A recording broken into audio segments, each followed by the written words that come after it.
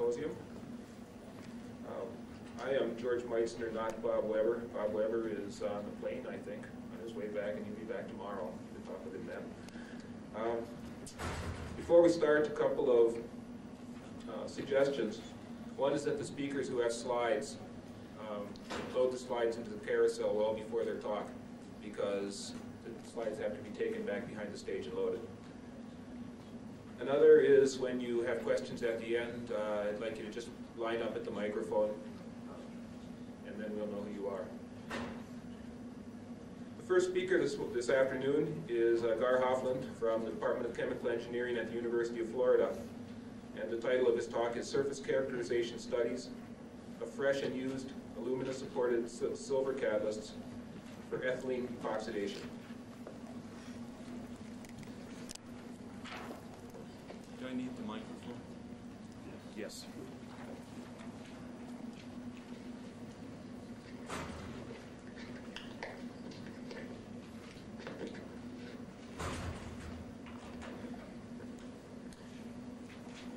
Thank you.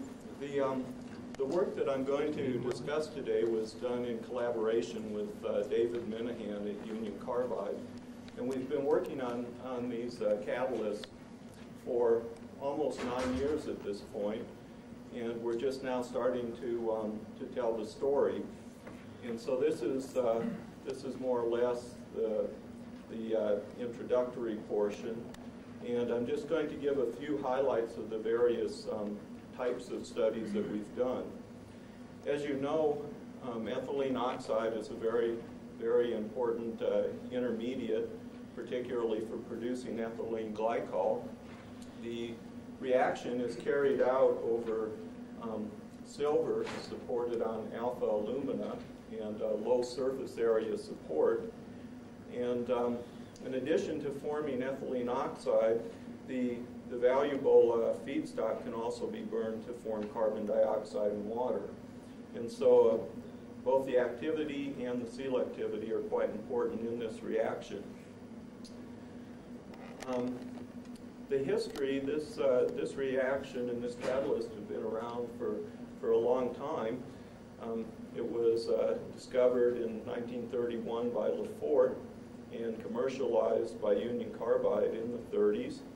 And then Union Carbide found that the use of chlorine as a moderator improved the catalytic functioning. And commercial selectivities are now over 80%. And also the addition of alkali metals is very important in increasing the performance of these catalysts. It's surprising that even though this catalyst is so important and has been around so long, that the characterization studies are not available in the literature.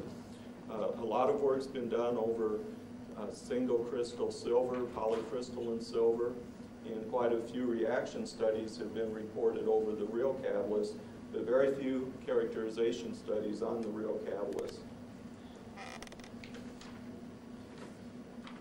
The catalyst preparation is given here.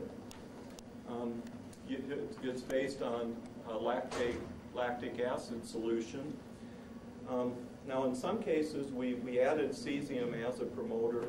In other cases, we didn't. So I'm going to be discussing both non-promoted and promoted cesium catalysts, or silver catalysts today. We ran the reaction on this catalyst using a Berti reactor. Under these conditions, the temperature was varied, as I'll show. And this is the feedstock composition.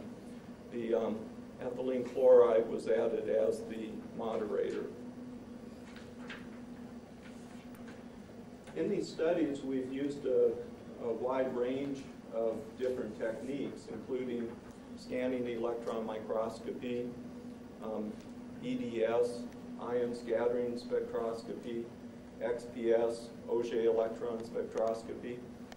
And it's really nice to have the micrographs and compare them directly with the other data that we have, because this gives you a very nice visual picture of what's going on and how it relates to the surface characterization data.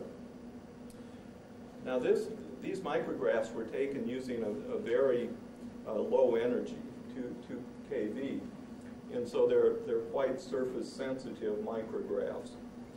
And the top one here is the alpha alumina support, and you can see that it's very flat. The surfaces are planar, and it's also crystalline. You can see crystalline structure at various positions in the micrograph. And then after we put on the silver, and the loading is about 12 weight% in this case, the silver forms a pretty uniform coating over the alumina. At certain points you can see beneath the silver coating, and you can see the alumina. The coating is rather globular, but it also has a thin film covering the alumina. So there are thick globular regions, and then there are thin film regions of silver over the alumina.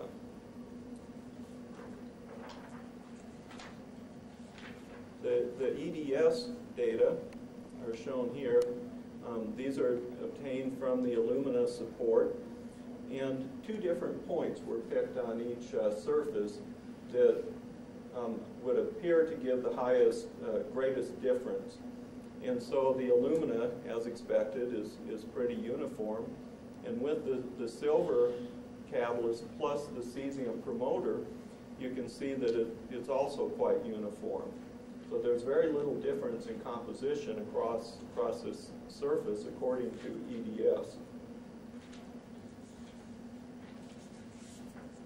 Ion scattering spectroscopy data is shown here, obtained from both the alumina support and the silver catalyst with the cesium promoter.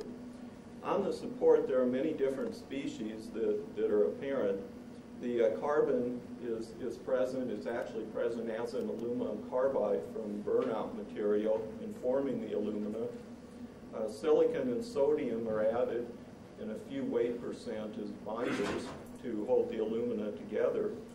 And then there are usually impurities such as calcium and nickel and possibly other metals. And then when the silver is added to the catalyst, we see a large silver peak. We see the nickel and calcium contaminants, small amounts of both sulfur and chlorine, and the aluminum and oxygen peaks are quite small. In ISS, the sensitivity factor increases with mass, so it's the silver has a sensitivity factor almost 20 times as great as oxygen. But nevertheless, this indicates that most of the surface is covered by silver for this catalyst.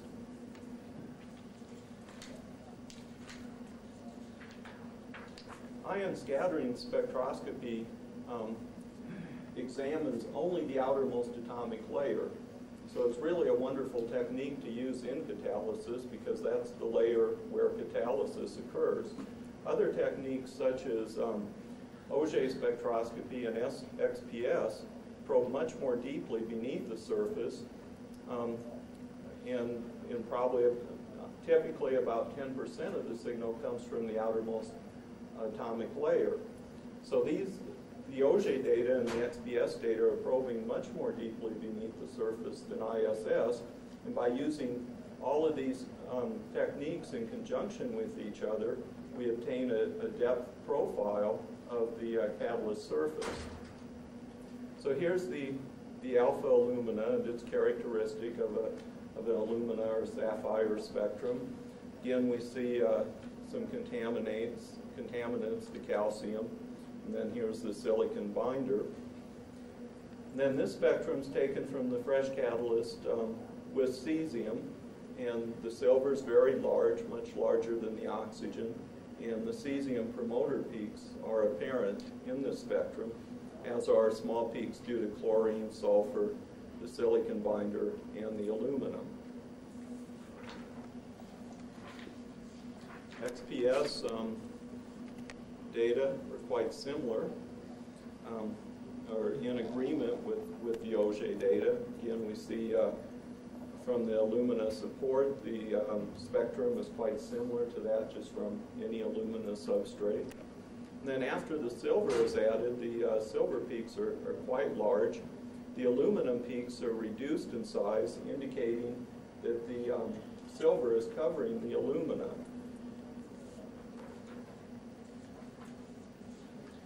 Okay, now I'd like to discuss the aging of this catalyst. In the first, this is the activity data that was obtained in the reactor. The temperature was varied initially, and the activity varies. The activity of the fresh catalyst is quite low, and then it goes through a maximum, and then it decays. And I'm going to present data that was taken at three different points in time. The fresh catalyst, the active catalyst here at about 4 days, and then the aged catalyst after about 26 days. And the temperature was increased to keep the efficiency or the selectivity in the 70% range. First, let's look at the SEM micrographs to see what happens to this catalyst with aging. Here's the fresh again. The active, the silver globules are gone, and instead there's a contiguous silver film completely covering the alumina surface. And then with further aging, after the catalyst is aged and the activity is gone, the silver form large crystallites on the alumina support. So now a lot of the alumina is exposed. Okay, let's look at the corresponding ISS data from these three surfaces. This is the fresh that you've seen before, and when the catalyst becomes active, the oxygen and aluminum peaks are essentially gone, and that's consistent with the SEM micrograph that the silver completely covers the alumina surface. And then for the aged catalyst, now the silver peak, the sizes aren't shown here, but the silver peak is greatly reduced because now it's crystallites. The oxygen peak is large, and the chlorine peak is large because the surface picks up chlorine during the aging process. And sodium has migrated to the surface. There's a lot of sodium right at the surface. So for the active catalyst, the silver wets the surface. For the aged catalyst, the silver is non-wetting of the alumina probably because of this sodium which has migrated to the surface, and which is responsible for sintering.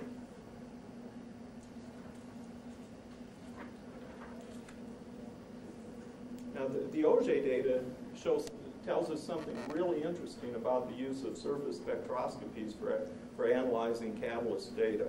Here's the fresh again, and here's the active, and here's the aged.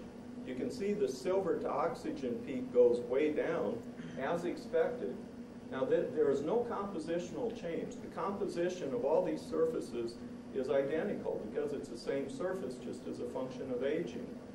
What's different is the matrix. The morphology of the surface is different.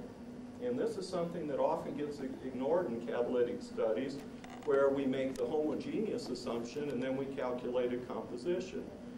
Well, if we would calculate compositions based on the homogeneous assumption, we would get different compositions for these three surfaces when they in fact have the same silver loading. So this shows the importance of the matrix effect in surface studies of catalyst materials. As the oxygen becomes more prominent, you can see its peak shape changes, and also the aluminum becomes more prominent, and chlorine is present on the active and aged surfaces.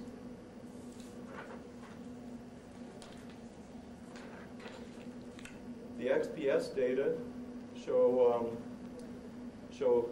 results that are consistent with the Auger and ISS data, namely the silver to oxygen peak decreases as the silver agglomerates and forms the large crystallites. And again, this shows that in quantification of XPS data, how important the matrix effect is, and that we can't simply make the homogeneous assumption because these surfaces, catalyst surfaces, are non-homogeneous in general, highly non-homogeneous. Okay, now I'd like to say a little bit about the effect of cesium on the preparation of these catalysts. Here's the fresh with cesium. Here's SEM from fresh without cesium. You can see that the alumina surface is not very well covered when cesium is not present. In the fresh catalyst, we have almost very nice coverage of the surface without the cesium. We can see a lot of the alumina support showing through. If we look at the corresponding EDS data, it essentially tells us the similar story. With the cesium, at two different points, the compositions are nearly the same. But at two different points without the cesium, there are silver-rich areas and alumina-rich areas. So that's entirely consistent with the SEM micrograph. And it's also consistent with the ISS data. Okay, the top one is the one that you've been seeing with cesium. The bottom one is without cesium. Without the cesium, you can see large aluminum and oxygen peaks due to the fact that the alumina is not very well covered without the cesium. So the cesium gives a larger catalytic surface area because the silver covers the alumina better.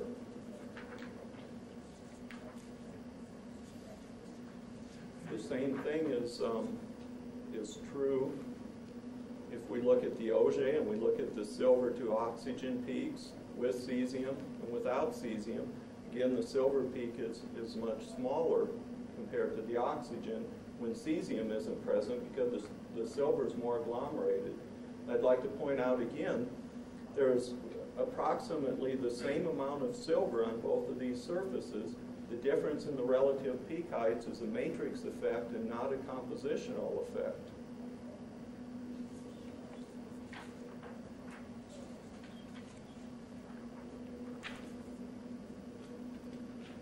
And the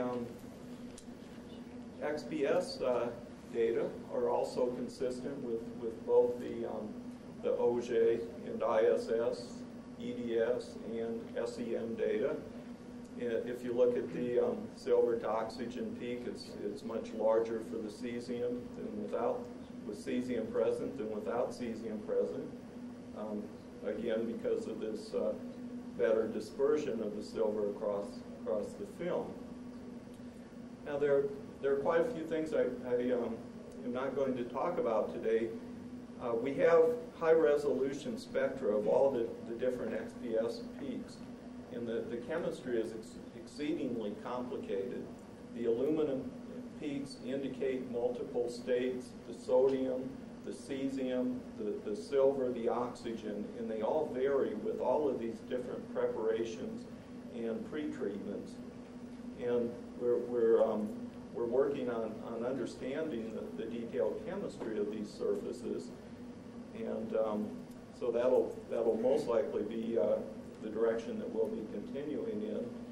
Will be to understand the chemical species, forms present, how those change with aging and as we change the preparative conditions.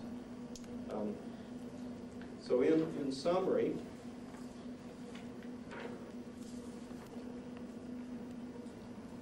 the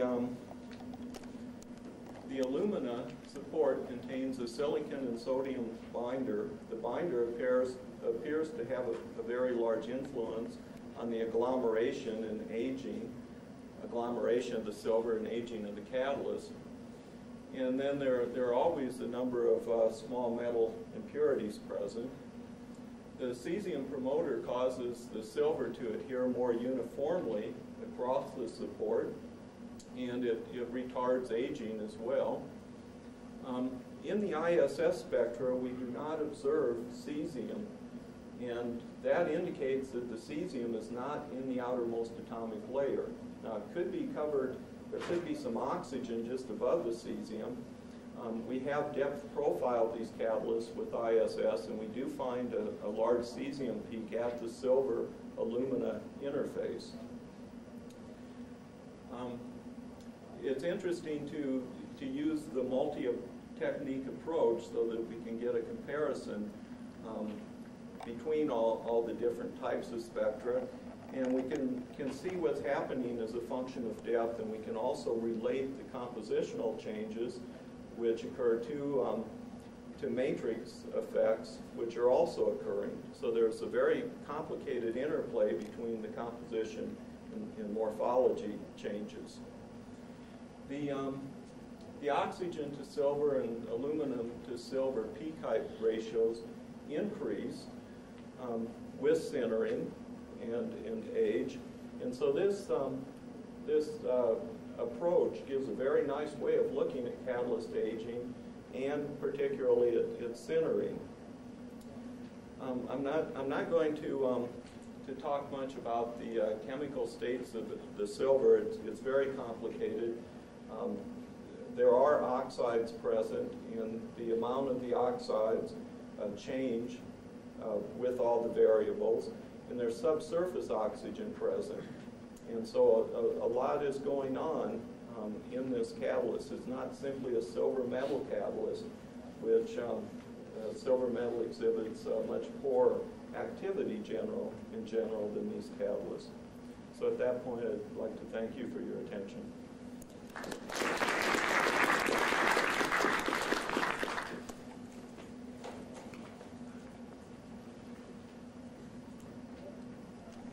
Questions? I'm Dennis Miller from Michigan State. When you talked about the catalyst aging, you mentioned, you pointed out there was an increase in the sodium peak on the surface, and you alluded that might be responsible for the sintering or was somehow related to that. And yet you showed about the cesium promoter and said that the cesium tends to help the metal spread out. Are we to assume then that those two alkaline metals have different roles or opposing roles? Yes. And also the effect of chlorine could be playing a role too. I'll have a little bit more on the effect. I'm sorry, John Rubito, UIC. The effect of the cesium, 400 ppm is not very much. How many silver atoms must one cesium atom influence to affect the good dispersion? It doesn't seem like very much cesium is there. I haven't looked at the atoms. I don't know what the cesium coverage. It's a low surface area support. There's only 1.2 square meters per gram. And I think if you put on higher cesium loadings, then you harm the catalytic activity. So you want to keep the cesium level low. I don't think you want to load up the top of the silver with cesium. You didn't have enough cesium there to pretty much cover the surface of the aluminum? Well, it certainly is enough to spread the silver across the surface. That's very clear by looking at the data. Right. I have a question too. My question is, what is the weight loading of chloride on the aging catalyst? In terms of, well, chlorine has a high sensitivity factor. The thing is, the point that I'm trying to make with the matrix effect is you can't use a homogeneous assumption to quantify these catalysts. If you use the homogeneous assumption, you come up with incorrect answers. And so, I mean, we can't take the peak heights and the sensitivity factors and calculate compositions. Well, really my question is, how well chlorided is the surface of the alumina? those chlorine peaks were very small. Chlorine has a high sensitivity factor, so those are pretty small loadings. My guess would be maybe 5%, 5 atomic percent. Vijay from Marker Chemical. Your last slide, I don't see any difference between the two XPS, whereas if I look at your SCM, there was a large difference. And could you explain that? Yeah, there is quite a large difference here. I think come a little closer. The scales different between A and B are? Without cesium, you see the silver is about half the oxygen peak height, and it's probably 50% higher for the with cesium. Now remember that XPS is looking much more deeply beneath the surface, and so you're going the effect isn't going to be as large in here as it is in Auger, which doesn't look as deeply, or in ISS, which sees only the outermost layer. You showed a couple of SCM pictures. Were they all at the same magnification? Yes. Enough time for one more question?